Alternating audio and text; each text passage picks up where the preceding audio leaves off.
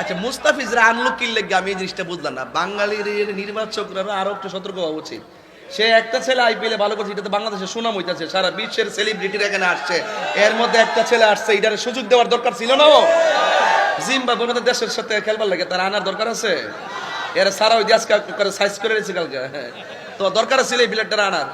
তারপরে চেন্নাই যথেষ্ট সম্মান দিছে, এটা আমাদের একটা দেশটা প্রেজেন্টেশন হয়তো। আর আমি দেশকে ভালোবাসি, এই জন্য দেশের বিভিন্ন সাইড নিয়ে আমি কথা বলি ঠিক না বেঠিক? যাক, আমার কথা কেউ রাজনীতি গন্ধ বুঝবেন না, ইত্যা আমি পছন্দ করি না। আমার যেটা কোন আছে আমি কইয়া দিয়া যাই বাজান, যারা এই আঙ্গুল দিয়া সে ক্যারাম বোর্ড খেলে, যেই সময় মুসল্লিরা আত্রা ফালান না কেন বলেন, জোয়ান চেয়ারম্যান পাইছি এর লাগে কথা বলতেছি, যেই টাইমে এমনি দেন না এইভাবে দিব নামাজের ভিতরে আশহাদু আল্লাহ কইব, আর ওই টাইমে দোকানের ভিতরে ঢুকে ক অ্যাঙ্গেলে মার।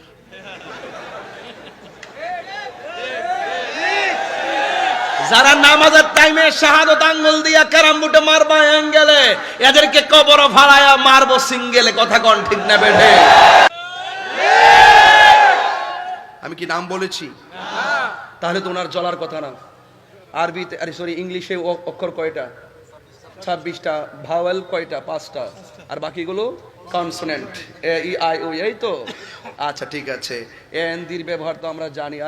শোনেন একটা কথা শুনেন, এটা বলি যে আমি ডাব্লিউ বলেছি, ইংলিশে ডাব্লিউ বলার কি অধিকার আমার নাই? যদি কাহার গায়ে লাগায় যে ডাব্লিউ তো সে কি বুঝাইছে, আপনারা সমস্যা ওই দিকে আমি একটা বের করেছি। ডাব্লিউ কি বের করেছি? তোর বাইরের মধ্যে কি W X Y Z W. এখন ডাব্লিউ বলার পরে যদি কাহারো গায়ে আঘাত লাগে, বুঝতে হবে ডাল মে কুচ কালা হে। তাহলে আমি বুঝতেছি, এই জন্য আমি প্রায় মাহফিলে বলি, তোমার কেন জ্বলে রে বন্ধু।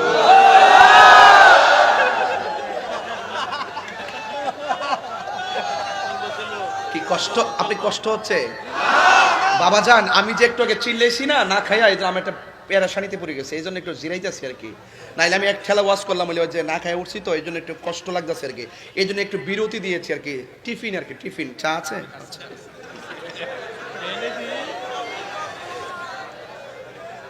শুনেন, আমি চা খাইলে আপনারা হাসেন, আমি কফি খাইলেও আপনারা হাসেন, কিন্তু আমার কিছু করে না, আমাকে তো বাঁচতে হবে। সত্যি করে বলেন, এই যে 20 মিনিট কথা বলছি, কোনো ফাঁকি ঝুঁকি করছি? কোন সময়ের অপচয় করছি? খুতবার মধ্যে 40 মিনিট কি বোধ কইছি? একটা কথা কইছি, কাহারও চেহারা নূর হবে, কাহারও চেহারা কালো হবে। আমার কথা, এটা কি মোল্লার কথা নাকি আল্লাহর কথা?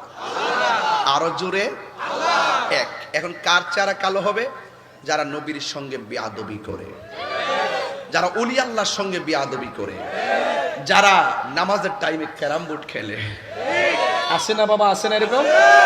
যে আঙ্গুল দিয়ে সে পড়বে আশহাদু আল্লাহ ইলাহা, আর ওই টাইমে সে দোকানে বসে জুয়ারি ক্যারাম বোর্ড না, টেহা দিয়া খেলে, বাগনা খেলে না, প্রতি বুড়ে টাকা ধরে জুয়ারি ধরে। আইপিএল খেলে ইন্ডিয়া, জুয়ারি চলে বাংলাদেশে।